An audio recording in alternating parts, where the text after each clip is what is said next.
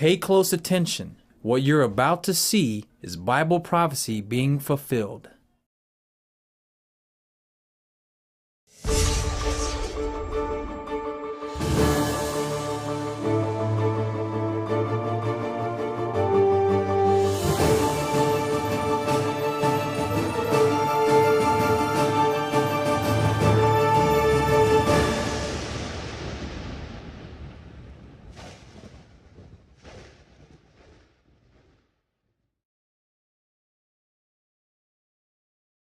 Welcome to another edition of YPN News, bringing you news as it relates to Bible prophecy and foretold by Yeshua Hawkins. Well, refugees are making the best of their situation.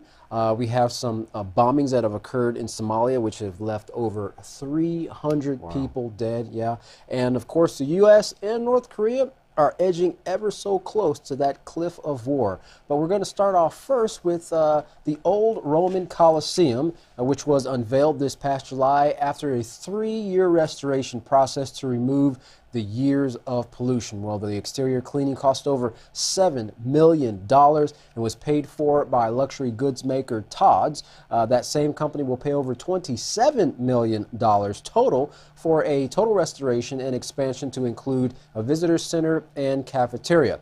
Italian cultural minister Dario Franceschini said that $20 million will go to replace the missing floor by the end of 2018, and that the restored performance space will be used for cultural events of the highest level. The top tier of this Roman Colosseum is to reopen for the first time in 40 years.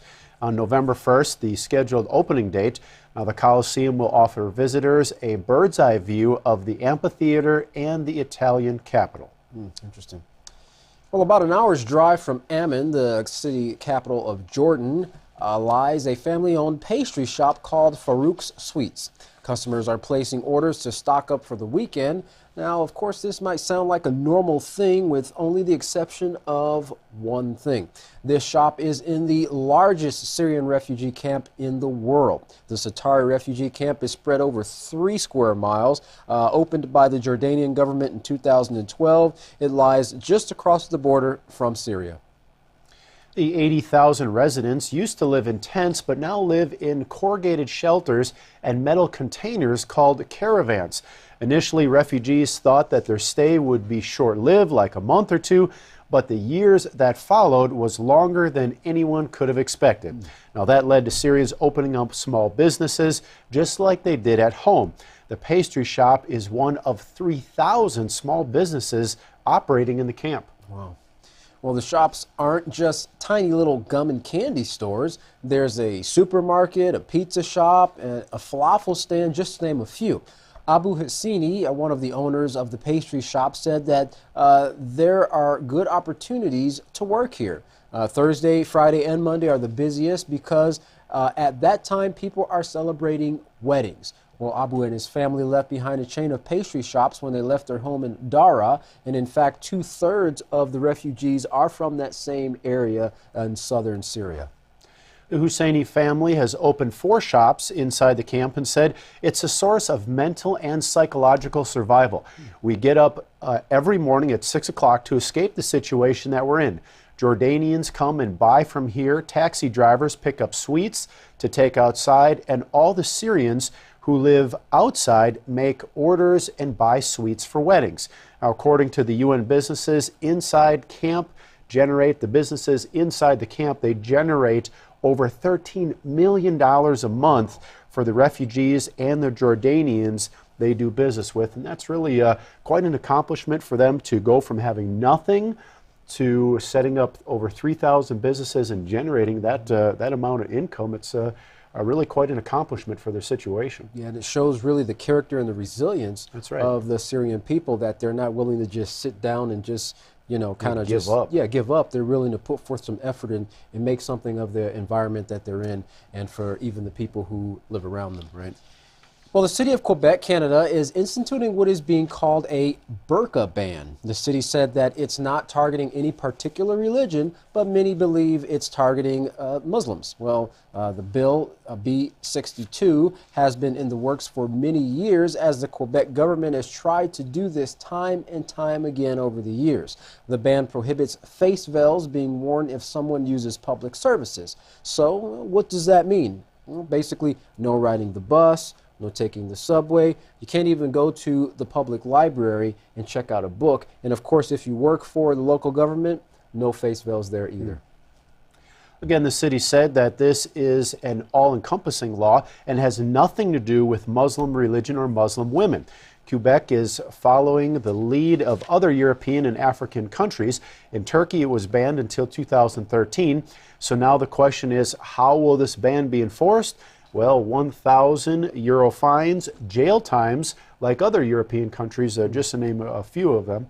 And in France, for instance, it's instituted a $30,000 or euro fine if a person forces another one to wear a veil. So pretty steep fines for wearing a veil. They're pretty steep fines for someone really just kind of practicing their customs too. That's interesting. Well, Xi Jinping is considered the most powerful leader for China for a long time, or in a long time. The question is, what will he do with all that power? In a recent national address, which rescheduled popular TV shows and events, the Chinese president spoke to the country saying, "Our country is at an important point of strategic development. Our future is extremely bright, but the challenges are also extremely serious. All party comrades must set their sights far and high and think of safety in times of danger." Dozens killed from 2 suicide bombings in Afghanistan ended a week of bloody violence. Now, one was at a Sunni mosque in central Ghor province. An allied official was reportedly the target. Another attack was in a Shia area during prayers. Now, first shots were heard, then the attacker walked into the mosque during prayer and detonated his explosives, said one witness. Now, the injured there are in hospitals and recovering. Daesh and the Taliban have been responsible for killing hundreds of people in the past few months. 4 major attacks in 1 week alone have been blamed on the Taliban. Those attacks have killed more than 100 people, and the Afghanistan government is facing threats on many different fronts, while its control, many say, on the country appears to be slipping. Well, those aren't the only bombings that we saw this week. In Somalia, there was a serious bombing where over 300 people were killed. Now, our field correspondent, Larry McGee, is reporting on this story. Larry, what can you tell us on the details so far with that amount of people that were killed in these bombings? In Somalia, and just as you said, with over 300 confirmed fatalities and over 300 wounded, the attack is being called one of the worst in recent history. 2 trucks were reportedly used as a means of producing the carnage. The first truck exploded at a busy intersection, causing a major share of the damage, and following behind it was the second vehicle, which exploded, adding more dead and wounded to the slaughter. The country's hospitals and doctors are said to be overwhelmed physically and emotionally as they struggle to assist the survivors. The situation in the nation is being described as dire and having rocked the nation back on its heels. The grave is also being filled with increasing amounts of Rohingya Muslims and what the UN is calling a textbook example of ethnic cleansing. The officer for the United Nations High Commission for Human Rights called the types of violations reported egregious, including extrajudicial killings, disappearances, gang rape, arbitrary detention, torture, looting and occupation of property, and ethnic and religious discrimination and persecution. Most shocking are the UN's reports that the crimes have been perpetrated and supported by the country's democratically elected government. Refugees from the slaughter are said to be fleeing into neighboring Bangladesh, while Myanmar's army is reported to be actively targeting Rohingya Muslims and burning their villages. Iran has made boast of having missiles capable of targeting and striking nations all over the Euphrates, and the Persian nation is reported to have a proud display of its missile system available for admiration at a public park in Tehran. It is in fact those weapons that the nation is threatened to expand in response to recent inflammatory remarks by President Trump, a move which would add an even more dangerous edge to his Revolutionary Guard, who are said to be the sworn enemies of the United States. Despite the fact, though, the two adversaries are often fighting in the same space in Syria and Iraq, which has prompted curiosity as to whether or not there might not at some point be an unintended clash between the two. To this, Iran's foreign minister stated in a recent interview that obviously the possibility is there, but the only way to resolve that, he says, is to coordinate with the government that has been recognized by the United Nations as the legitimate government of Iraq and Syria. Mr. Zarif is not hopeful, however, concerning such cooperation, as he says the U.S. is not just unpredictable, but unreliable. The U.S. ambassador to the UN defended the U.S.'s position on Iran this week on the nation's political talk show circuit. The current administration is receiving criticism for its recent threats that it might withdraw from the Iran deal. Germany's foreign minister warned that in the event of such a decision, the danger of war would return, to which Ambassador Haley stated, Iran right now is not saying death to Germany, they are saying death to America. The diplomat also addressed the issue of divisions within the administration, particularly between herself and the Secretary of State. Ms. Haley commented that sometimes they have a difference of opinion, but when they come into the National Security Council, everybody has a difference of opinion. Rather than being an isolated thing, the National Security Advisor stated this week that President Trump's position is already being supported by some in Europe, who are said to be revisiting the terms of the Iran agreement and its reinforcement. Amid comments by Javad Zarif that the U.S.'s actions in this case will have implications towards the credibility of the UN, the ball is now said to be in the court of the U.S. Congress, who is tasked with the responsibility of balancing what is being called domestic politicking and the U.S.'s strategic international interests. And speaking about the U.S.'s international dealings, President Putin commented this week that the United States and North Korea are on the verge of a large-scale conflict. The Russian head criticized the use of provocations, pressure, and bellicose rhetoric between the two nations, calling it a road to nowhere. For YPN News, I'm Larry McGee. Tom Jeff, back to you. It's interesting, President Putin mentioned a road to nowhere. Well, it definitely seems like the nations are on a road to destruction if they continue on this path. Well, what would war with North Korea actually look like? Two experts on North Korea, David Maxwell, a Korean war vet, and Bruce Bechtold, a former Pentagon analyst, gave the BBC some insights on just that. Let's take a look. We will see a horrible loss of human life. Probably 300 to 400,000 in the first week, civilian and military, probably over 2 million by the time 3 weeks is up. If I'm a North Korean commander, I will unleash the firepower of my artillery and inflict as much death and destruction on the South as I can. And in the first hours, there will literally be hundreds of thousands of artillery rounds and rockets fired to the south, and many of them into Seoul. With their reserve forces of some 6 million, I think they're the fourth largest army in the world. The scenarios that could lead to war is when Kim Jung-Un believes he is threatened. And this can be an external threat by a preemptive strike from the United States, by a miscalculation of alliance military moves where he thinks the regime is subject to extreme threat.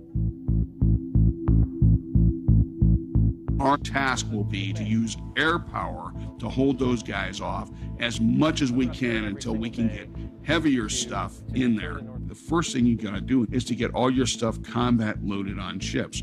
Tanks, trucks, armor, artillery, infantry, all the stuff that goes with that. And that will take anywhere from 3 or 4 days for the U.S. Marine Corps guys coming in out of Japan to almost 3 weeks for the heavy tanks to come in all the way from Texas. The North Koreans have about 2 to 3 weeks of stocks, ammunition, food, fuel, etc., to fight a war. That's all they got.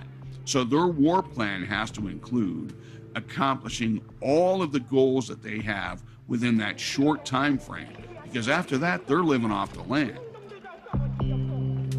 As the war starts to go bad for them, most units will start to collapse. Once their army starts to collapse, it's going to be a very, very rapid de-escalation of conflict.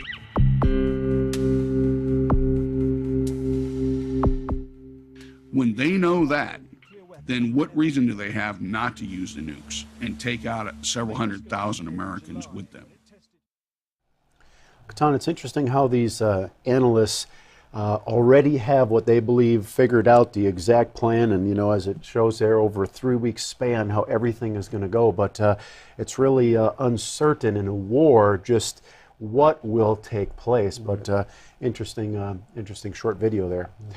Well, another major foreign policy issue that has raised controversy internationally is President Trump's desire to pull out of the nuclear deal with Iran. At first, it seemed the U.S. would have no support for this move. However, Prime Minister Netanyahu recently told Face the Nation he thinks the president was very courageous in saying, "I'm not going to kick this can down the road. I'm going to stop this from happening." The Prime Minister believes the deal as it stands may prevent Iran from making a nuclear bomb now, but within 10 years, he thinks they could quietly develop a full nuclear arsenal. The Israeli government has made it known even before the Obama administration made the deal with the Iranians that they, speaking of the Israelis, would not tolerate any creating of nuclear weapons coming from that region. Now, President Netanyahu said, referring to Iran, they never wanted to do that because there's always been a combination of the threat of a credible military response, which, by the way, we put forward. We didn't need others to put it forward, and he said equally crippling sanctions. So, citing those two reasons why they never kind of continued. If the deal is broken and Iran starts making plans to develop its nuclear program, Netanyahu says they will get crippling sanctions. He pointed out the U.S. has the ability to do this all by itself with its $20 trillion economy versus Iran's economy, which is only 2% of that. He believes that no one will buy into such a small economy like Iran's. As for those who do not agree with Trump, Netanyahu says if they want to save the deal, then the European allies should start working with the United States to actually correct its deficiencies, and there are many. But, Jeff, Israel is not the only country backing the president's position. Prime Minister spoke of a new sense of unity among some Middle East nations when he said, in the Middle East, something very historic is happening. It's not just Israel that's supporting the president. It's key Arab states like Saudi Arabia and the Emirates. And I suggest that when Israel and the key Arab states agree on something, you should pay attention. Well, a rare sight is taking place along the shores of the Jordan River. For the first time ever, thousands of Israeli and Palestinian women, many wearing white, walk side by side through the arid landscape. Now, as the women descend from the desert to the banks of the river, they set up a peace tent. Now, the female activists are calling on politicians to find solutions to end the 70-year-old conflict in the region. And the thing to note is that it's Israelis and Palestinians, where usually they're always fighting, but the women are coming together and actually pushing for peace, as we'll see. Oh, that's very positive. One woman interviewed at the Peace March knew the two groups needed to find a political solution because she said, "We've been told that only war will bring peace." She said, "We don't believe that anymore." Well, it's been proven that it's not true. The march began a month ago in several locations with plans for it to end right outside the home of Israeli Prime Minister Benjamin Netanyahu. Well, in a recent address at the UN, U.S. Ambassador Nikki Haley made this statement. She said, "Nuclear powers understand their responsibilities. Kim Jung-Un shows no such understanding. His abusive use of missiles and his nuclear threat show that he is begging for war. only the strongest sanctions will enable us to resolve this problem through diplomacy. We have kicked the can down the road long enough. There is no more road left. So, just as President Trump has said, Haley, too, is agreeing that the leaders have to put a stop to Kim Jung-Un's threatening and provocative behaviors. Fox News strategic analysis Lieutenant Colonel Ralph Peters says Haley does a great job representing the U.S., but believes her reference to North Korea as them begging for war, he says, is only a figure of speech. While the North, of course, doesn't want the U.S. to attack them, he believes Haley is saying they don't think the U.S. would dare to attack them. Well, the colonel advocates someone step in and do something, or there will be a nuclear strike on one or more American military bases or cities first. He agrees with Ambassador Haley, who says we're very close to the end.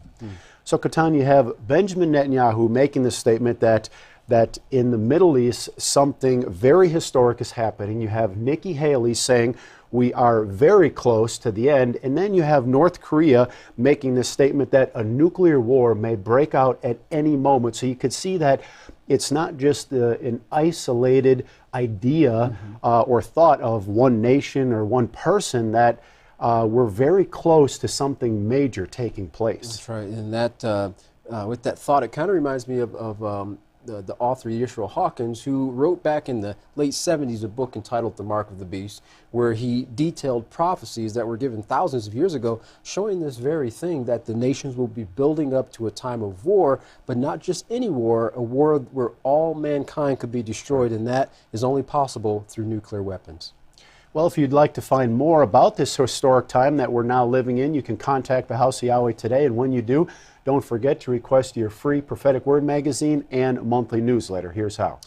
To contact the House of Yahweh, you can write them at the House of Yahweh, P.O. Box 2498, Abilene, Texas 79604.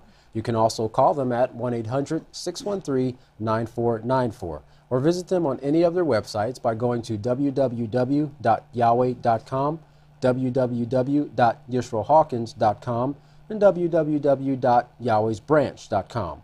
You can also visit our website by going to www.ypnnews.com. You can also email the House of Yahweh at info@yahweh.com. And for all calls outside the United States, please dial the number on your screen. And of course, don't forget the online resources to the Holy Scriptures, the Yisrael Says and the Ask Yisrael program, which are free. You can go and visit those by going to www.yisraelsays.com and www.askyisrael.com. Well, don't go anywhere. Up next is another inspired message from Yisrael Hawkins. From all of us here at YPN News, I'm Jeffrey Heimerman. And I'm Katan Alexander. Thanks for watching.